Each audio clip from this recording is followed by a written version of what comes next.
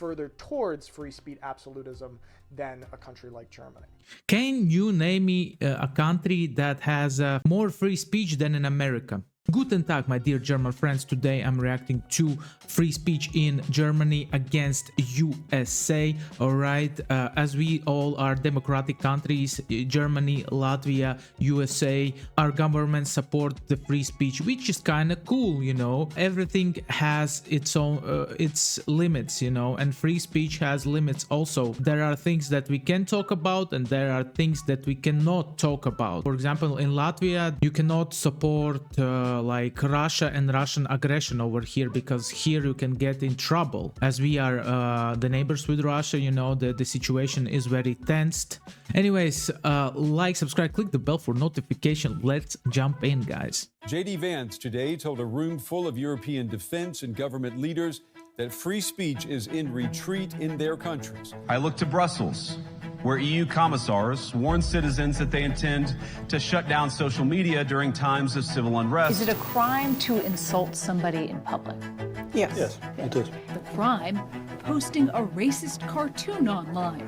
Or to this very country, where police have carried out raids against citizens the moment they spot what they've judged to be, quote, hateful content. Yeah, in the case of reposting, it is a crime as well. You see that as a curtailing of freedom? Worse than a curtailing of freedom. Punishment for breaking hate speech laws can include jail time for repeat offenders. And they say, no, that's my free speech. And we say, no, we have free speech as well, but it is also has its limits.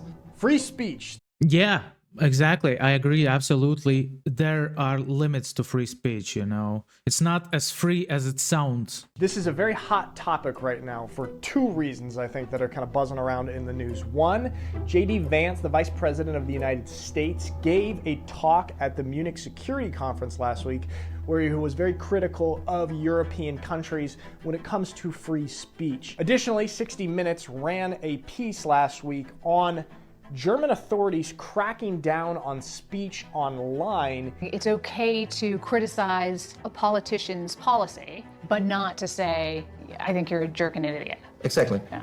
These two things coming. I don't kind of understand this. I think they are being very soft about it, you know. Why cannot say that he's a jerk and idiot? In my opinion, he's a jerk and idiot, and that's it. This is my free speech rights, you know. I don't see nothing wrong with it. What do you guys think? Together right now, free speech is a big topic. So let's speak freely on freedom of speech. So in the United States, it's the First Amendment that guarantees the right to free speech with very few exceptions. It's one of the broadest protections of expression in the entire world. The exceptions are things like incitement to imminent violence, defamation, or direct threats. Aside from those things, people can say just about anything without having the government interfere. So Germany take a little bit of a different approach. They have the Grundgesetz, which is the basic law, which also protects free speech, but it does have significant limitations. One of the most notable is the criminalization of things like Holocaust denial or hate speech. Both of these are illegal. And unlike in the United States, where a neo-Nazi could legally express their rhetoric, in Germany, it's illegal. Like there's actually... Well, it makes sense why it is like that, because of the history, okay? This is the first thing.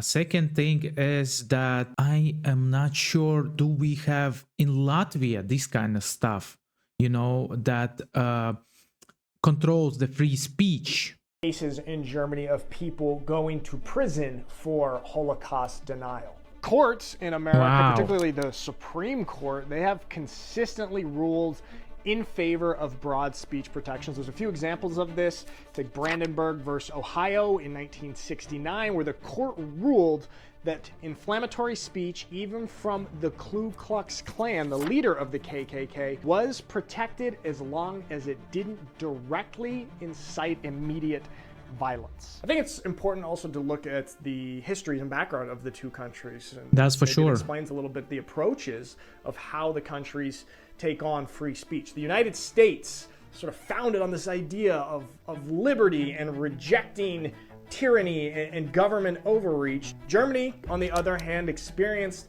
the time with the Third Reich.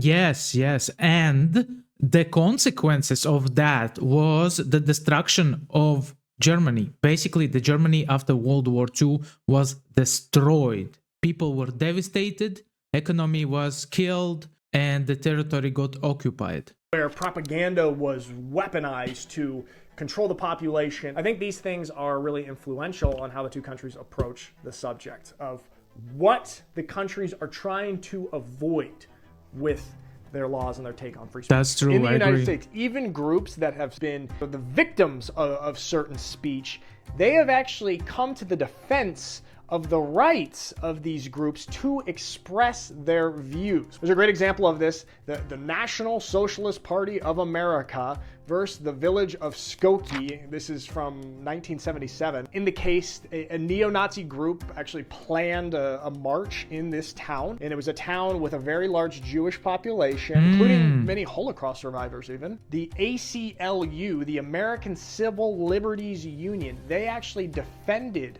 the right for the neo-Nazis to do this march. In that case, the main ACLU lawyer who was defending the neo-Nazis' right to their speech and their demonstration was Jewish. Kind of counterintuitive, right? But I think these kind of examples. This is super counterintuitive, I would say. I don't know. This Jew guy was Jewish guy. He was probably thinking about the money, not about what people who support this ideology has done to his relatives or other Jewish people. Sort of speak to the American mentality when it comes to stuff like this. This conversation of free speech also gets very interesting when you look at the topic of social media. Speaking of which, you guys, if you are tired of all the traditional social medias, you should check out Quiver, our social media that my brother and I founded here. It is free on Instagram. There's also largely different cultural and social attitudes when it comes to free speech. In the United States, free speech is almost looked at as kind of the sacred right. And many believe that offensive speech should be tolerated in the name of open debate. And it even includes controversial ideas from all sides of the political spectrum. Germany, on the other hand, it sees free speech as something that must have sort of a balance and have a collective responsibility from people to maintain order. In fact, many Germans view the restrictions on free speech not as censorship, which is the way a lot of Americans would interpret it, but as something necessary to avoid extremism. Now, this is something that a lot of Americans often criticize. These sort of measures, they call this government overreach. Germans tend to see them as necessary safeguards. For example, the comedian Kathy Griffin, a few years ago, she held up a fake severed head of Donald Trump, who was president at the time. Man, this is crazy. If somebody does it like that in Latvia, I have never seen anybody doing that kind of stuff in Latvia, but if somebody does it in Latvia, we might get in a trouble because it's a very small country. Everybody knows everybody, you know, here. And we kind of have, as I said before, free speech, but in the same time, I don't know how free is it here, you know. I know that, as I said before, you cannot talk against the sovereignty or freedom of Latvian government, you know, because the Russian conflict started it, you know, and Latvia is pouring a lot of money into defense. And she faced backlash and criticism from people, but she was not legally punished for that because her act was protected under the First Amendment. There's concepts in the United States that's kind of especially prominent is sort of the marketplace of ideas. By allowing all ideas and speech to be out there in the open, the best ideas will rise to the top. And the people that have sort of these fringe, crazy ideas, no matter how hateful and harmful they are, in the long run, having everything protected and allowed to be said will allow the best ideas to rise to the top and become mainstream, and the bad ideas to fall away. I think you could kind of look at it as sort of a continuum of free speech, with a country like North Korea on one end that basically has no freedom of speech or expression, and then the United States on the other end that has kind of the most broadly protected free speech and expression. And you can kind of look at it as sort of the idea of absolute free speech would be on this end of the spectrum. And the United States is the closest to that, I would say. Whereas I think an accurate description of Germany's situation may be something like conditional free speech. It's not nearly in the direction of something like North Korea, but it is not as far towards absolute free speech as the United States is. I would say that in Latvia we have the same thing as in Germany. There is no such a thing as absolute free speech. You could also argue that the United States is not absolute free speech because of the certain limitations that it does have on there, but it's definitely further towards free speech absolutism than a country like Germany. Can you name me a country that has free speech, more free speech than in America? I don't have any clue of a country. The argument there that I think some Americans would make would be, okay, well then conditional free speech is not free speech by definition. Other people would argue on the other side, but that would be a point that some people would bring up. I'm very curious to hear your guys' thoughts on freedom of speech from the United States and Germany and any other country here. Interesting conversation. So what do you guys think about the free speech in Germany? Because as I said before, I think that in Europe we have free speech, but there are limits to it, right?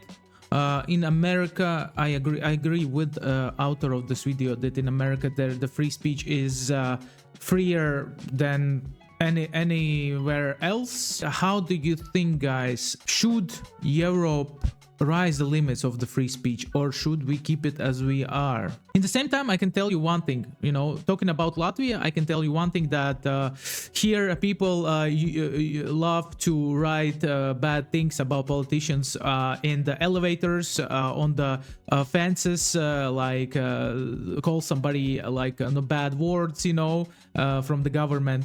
Basically, this is how Latvians protest. We don't go on the streets, we do the quiet protests on the internet and on the fences and on the elevators. This is how we do it. This is how we do it. Anyways, guys, don't forget to like, subscribe, click the bell for notifications. See you in next reaction videos. Bye.